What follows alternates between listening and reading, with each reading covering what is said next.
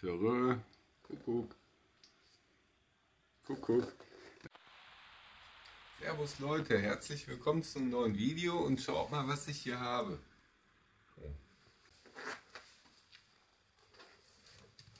So, den hier wollte ich doch eigentlich zeigen.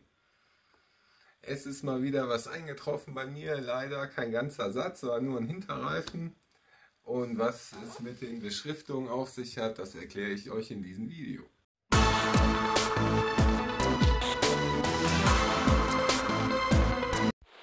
Ja, es ist in dem Fall wieder ein Dunlop Sport Smart TT geworden, da ich den Reifen nicht mehr missen möchte und bei mir auch erstmal nichts anderes mehr drauf kommt. Ich bin so zufrieden mit den Reifen. Wie ihr seht, hat er sehr wenig Negativprofil, der Reifen.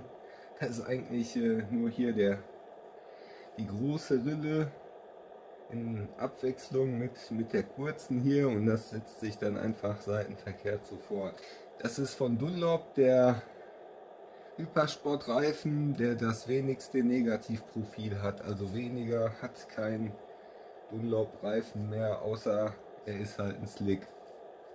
Ja, die Karkasse ist wirklich sehr widerstandsfähig. Wie ihr seht, ich kann den Reifen mir nur mit Mühe eindrücken und auch nicht aufbiegen oder sonst was. Das wurde mir auch bei der Montage bestätigt, dass der Reifen eine sehr harte Karkasse hat, eine sehr starke. Ja, der Sport Smart TT verfügt über ein innovatives Profildesign, das nennt sich Speed Vent Tread.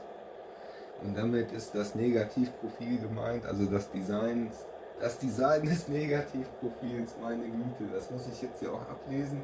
Das Profil öffnet und schließt sich beim Abrollen und wirkt wie ein Kühlsystem, in dem es Hitze optimal abführt und so die Performance konstant hält. Ich hatte nie Hitzeprobleme mit dem Reifen, obwohl ich auch auf sehr heißer Fahrbahn unterwegs war.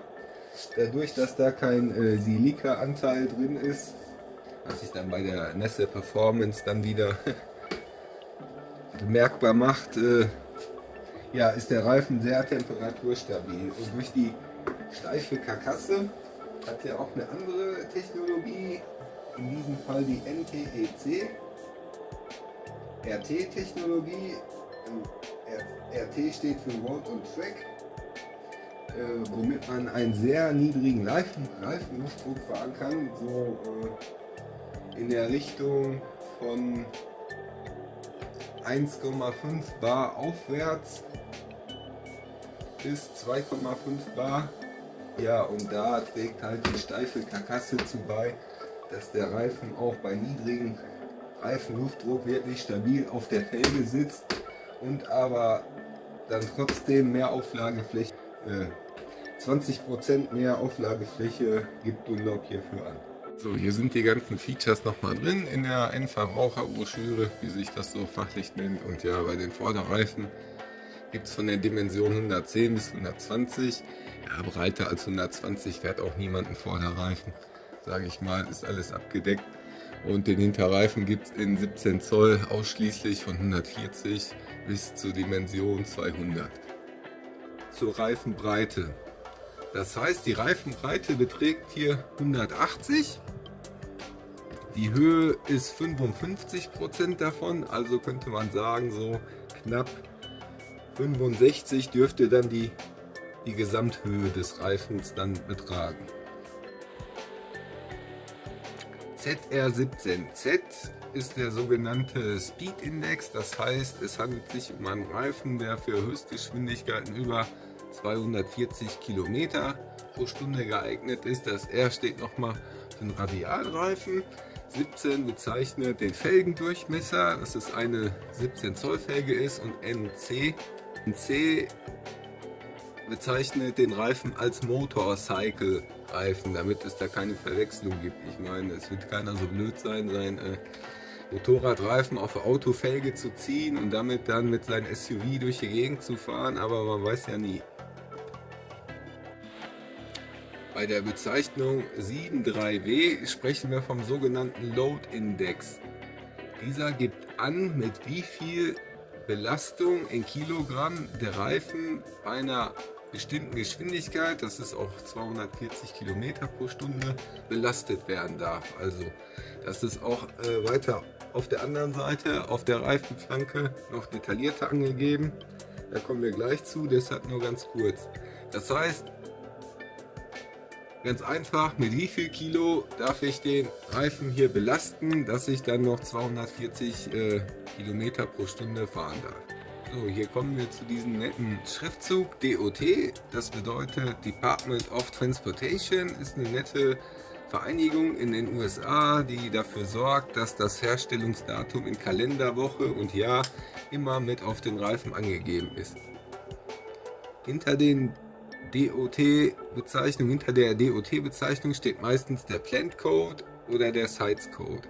Je nachdem. Ich kann es jetzt nur noch spezifisch nicht auslesen, deshalb kann ich es euch nicht sagen. Ich denke mal, das wird hier der Plant Code sein und das hier irgendwie der Sites Code. Nagelt mich da bitte nicht fest.